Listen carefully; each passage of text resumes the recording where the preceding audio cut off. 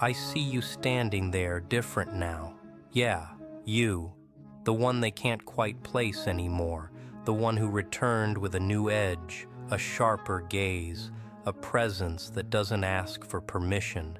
They're spiraling right now, aren't they? Checking your name like it holds some hidden code, some explanation for the shift they felt the second you stepped back into their world. Who is this person? When did this happen? How did they become this? And here's the beautiful part. You're saying nothing.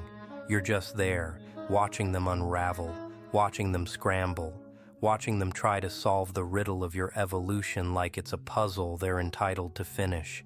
Because something shifted, didn't it? Something deep, something unnamed, something that changed the entire atmosphere when you entered the room. Let me tell you what's really going on. They thought they had you figured out. They had you categorized, sorted, filed away in a comfortable little box labeled safe, manageable, no threat here. You were the gentle one, the accommodating one, the one who smiled to fill awkward silences and said sorry for breathing too loud. You were predictable. You were easy. You were background music in everyone else's movie, always present, always available, always folding yourself into smaller shapes to fit their narrow definitions of acceptable. And they adored that version of you, didn't they? Adored how you made them feel significant, feel necessary, feel powerful. They loved having someone around who'd stay low while they reached high. But then something fractured, something split, something deep inside whispered no more. So softly they couldn't detect it at first.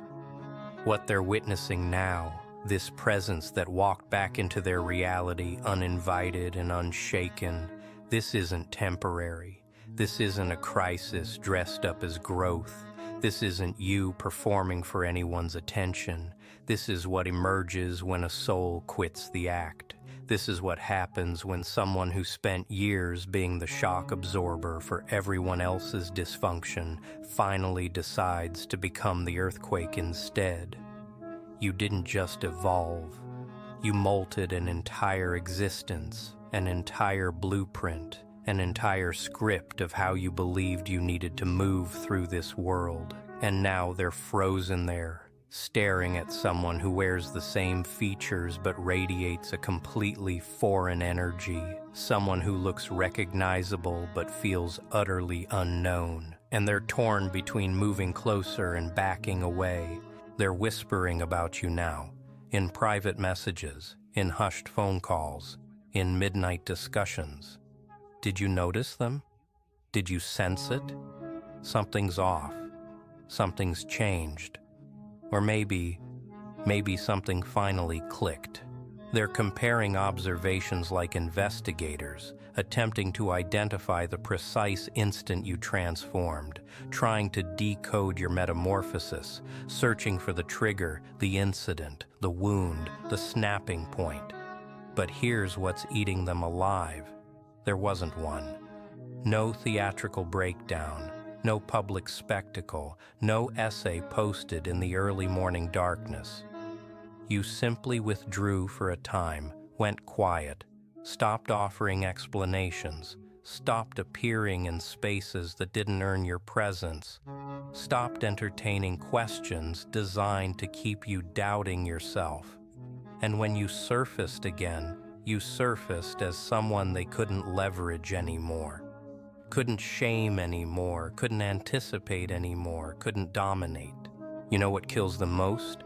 They're labeling it your shadow self, like it's something sinister, something threatening, something that requires intervention or correction. But that's not accurate.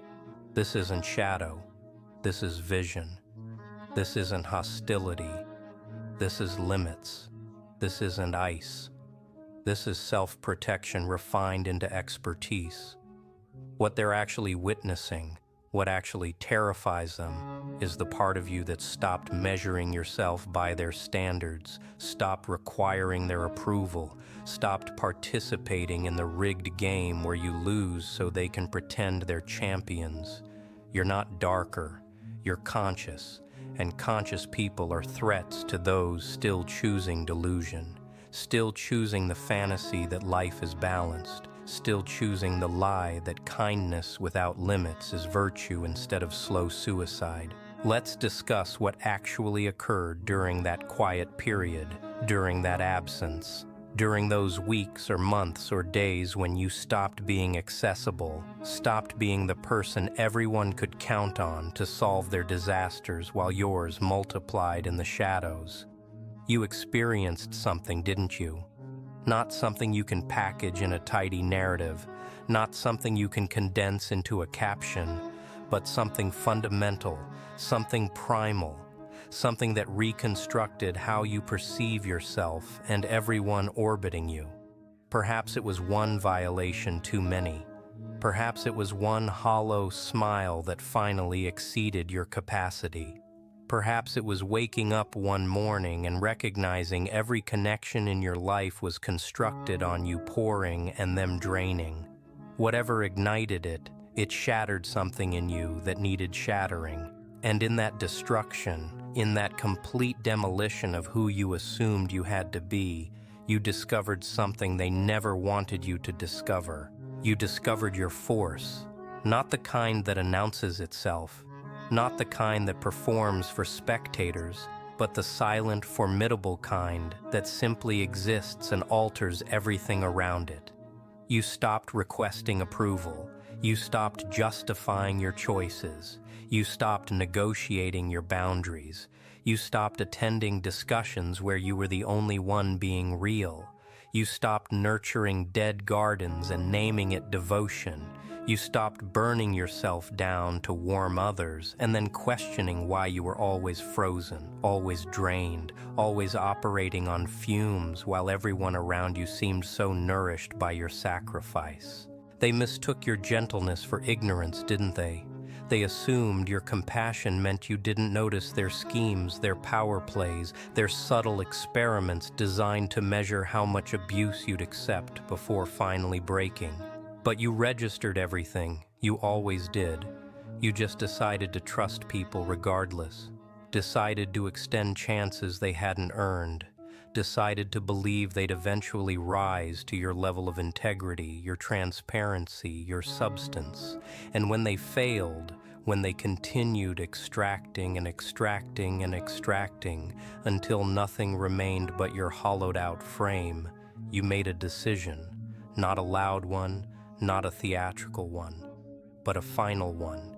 You selected yourself, and that selection, that quiet, sovereign, irreversible selection, is what they're recognizing now in your stare, in your stride, in the way you no longer flinch when they attempt their ancient tricks. Here's what baffles them. What they can't process, regardless of how intensely they study you, you're not attempting to be imposing. You're not attempting to be enigmatic. You're not attempting to be anything except genuinely, completely yourself for the first time in your existence. And authentic you, actual you, unedited you, without the costume of accommodation and the theater of agreeability, is someone they've never truly encountered before. They knew the version of you that yielded, the version that apologized, the version that compressed yourself so they could expand. But this version doesn't yield. This version doesn't apologize for breathing. This version doesn't compress. And that terrifies them beyond any warning ever could, because it signals their influence over you has vanished, dissolved, eliminated, like it never held substance to begin with. Observe them now. Observe how they engage you differently. Some will attempt the manipulation of obligation, retrieving old stories, old debts, old ties, attempting to resurrect who you used to be, as if that identity is dormant within you, waiting to re-emerge if they just locate the correct trigger.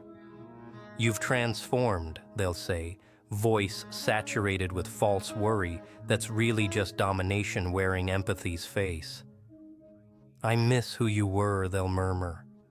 Translation, I miss the version I could exploit. What happened to you? They'll probe. Translation, why can't I manipulate you anymore? And you'll smile. Not the previous smile that apologized for occupying space, but this current one, the one that comprehends exactly their strategy and finds it almost charming that they imagine it'll still function. And you won't explain. You won't defend. You won't justify your awakening to people who prospered from your sleep.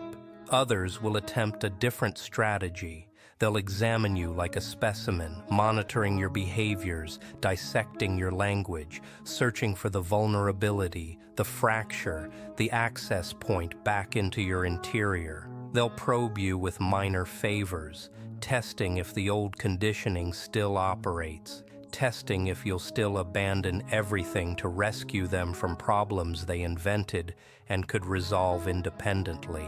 They'll fabricate urgencies, manufacture catastrophes, perform victimhood in scenarios where they're obviously the aggressor, all to test if you'll come rushing like before, all to test if that rescue obsession they programmed into you still functions. And when you refuse, when you perceive straight through it and continue forward, when you reply with a casual, "That's unfortunate," hope it works out instead of consuming their turmoil, they'll spiral further because it validates what they suspected. You're truly different. And then there's the third category, the most fascinating one. These are the individuals who perceive what you've achieved, and instead of attempting to diminish you, they want access. They want your blueprint. They want to comprehend how you accomplished it, how you evolved, how you traveled from pushover to fortress, seemingly instantaneously. They'll pose careful inquiries, observe you intensely, attempt to extract the method like you're a formula they can duplicate in their own existence. And here's the reality. You could inform them.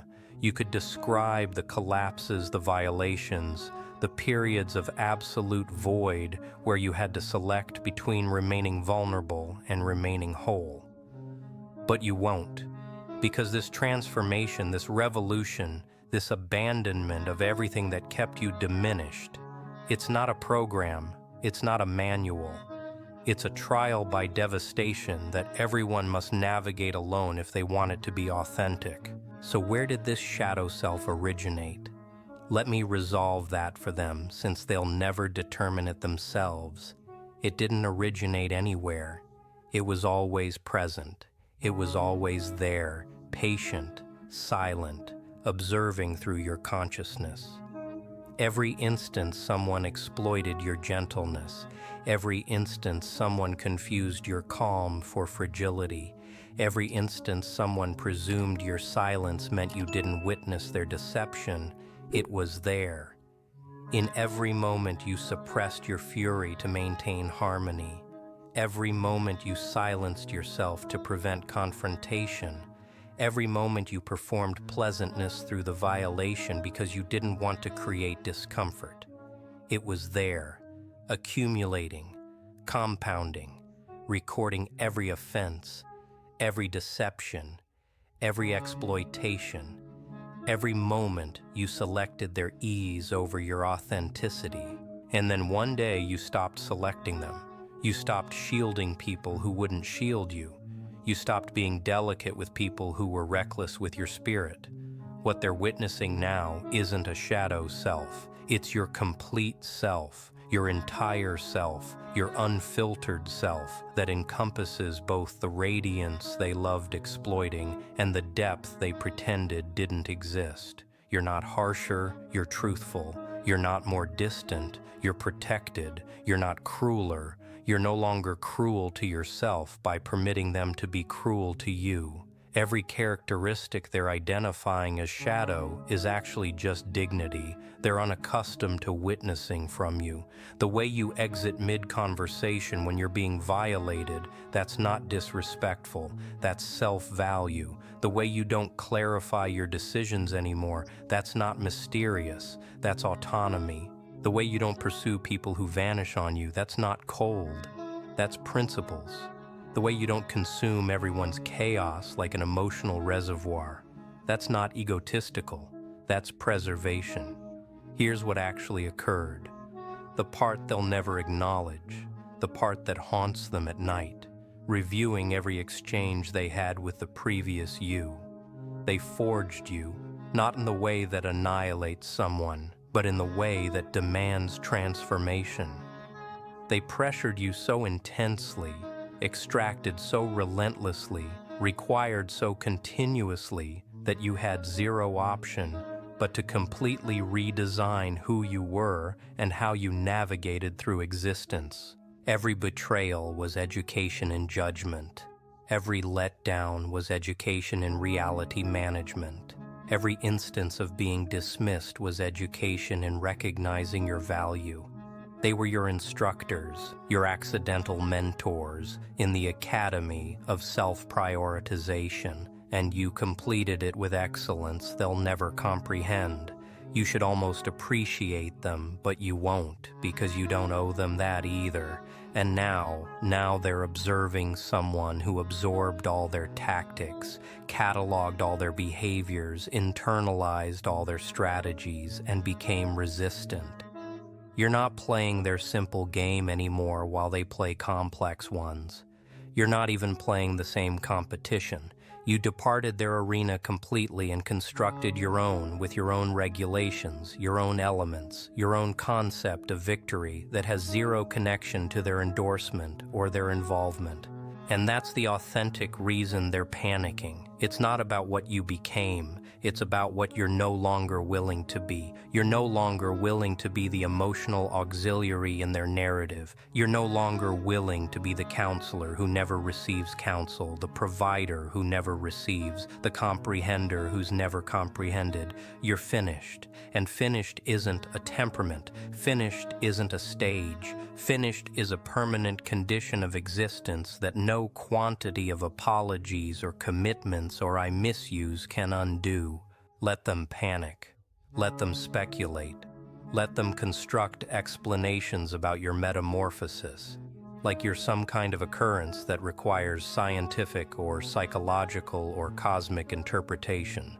Let them share cryptic content on platforms, hoping you'll notice and reconnect, hoping you'll revert to being the person who transported their emotional weight while your own destroyed you. Let them browse through archived images attempting to locate the precise instant you changed, attempting to identify when the illumination in your stare shifted from gentle to penetrating. Because while they're occupied analyzing your history, you're occupied constructing your destiny. And there's zero space in it for people who only appreciated you when you were advantageous to them, only cared when you were functional, only acknowledged you when you were accommodating. You want to know the most potent aspect of this entire transformation? You're not enraged. You're not resentful. You're not navigating around with retaliation fantasies, or scheming their destruction, or desiring consequences on anyone. You simply don't care. And not caring, genuine disconnection after once caring excessively is the supreme authority move they never anticipated. They can manage your anger because anger signals you still feel something, still maintain emotional connection, still possess a door they can potentially access with the appropriate apology or manipulation. But your indifference, your absolute and total emotional separation from their perspectives, their emotions, their existence, that's a door that's not just secured, it's been extracted from the structure. And the structure has been sealed, and a new barrier has been constructed. And on that barrier is a declaration that says there is no door, and there never was. Observe what transpires next. Because this is where it becomes genuinely captivating. Some of them will attempt to extract a response from you. They'll express things designed to wound, execute things intended to agitate, create circumstances engineered to drag you back into the chaos they're so comfortable inhabiting. They need you to respond because your response validates you still care, still perceive them, still grant them authority over your emotional condition. But you won't. You'll observe their attempts with the same energy you'd observe a child having a meltdown in a store, mild awareness, zero emotional participation, perhaps even a trace of sympathy for how desperate they've grown. And when you don't respond, when their strongest efforts deflect off you like harmless projectiles off armor, when their language that used to devastate you now barely registers as distant noise, that's when they'll genuinely comprehend you're not the same individual and you're never returning. Others will circulate stories, attempt to dominate the account, inform everyone who'll listen their interpretation of why you changed, why you're different, why you're now the issue in a narrative where they've always been the antagonist. They'll portray themselves as victims of your transformation, as casualties of your expansion, as confused bystanders who just can't comprehend what happened to their connection. Let them communicate their interpretation. Let them fabricate whatever narrative they require to rest peacefully, because anyone who matters, anyone with perception to see and intelligence to comprehend will observe you and know instantly that whatever they're communicating is fiction constructed by people who lost access to someone they never deserved initially. Your presence speaks louder than their language. Your tranquility contradicts their turbulence. Your expansion exposes their stasis. You don't need to defend yourself against fabrications when your existence is the verification.